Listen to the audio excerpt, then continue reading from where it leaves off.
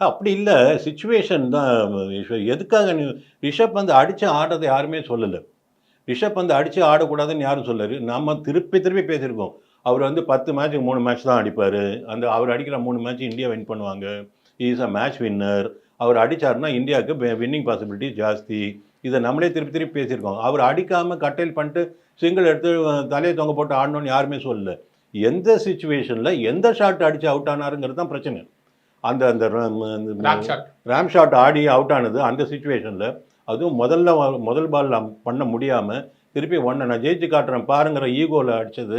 அது வந்து அந்த மாதிரி சிச்சுவேஷனா அது? அன்னைக்கு இருந்த மேட்ச் சிச்சுவேஷன் அந்த ஷாட் ஆடக்கூடிய சிச்சுவேஷனா? அதே மாதிரி அந்த லாங் ஆன்ல அடிக்க போய் டிராவிஸ் ஹெட்டுக்கிட்ட விக்கெட் கொடுத்துட்டு வந்தது.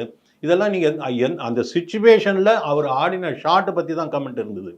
அதனால அவர் வந்து எதுக்காக நம்ம அவரை பத்தி காரசாரமா பேசணும் அப்படின்னா, அவர் ஏன் அந்த டீமோட சிச்சுவேஷனை புரிஞ்சுக்க மாட்டேங்கிறாருங்கிறது தான். அவரோட கேமை பத்தி என்னைக்குமே பேசினதில்ல.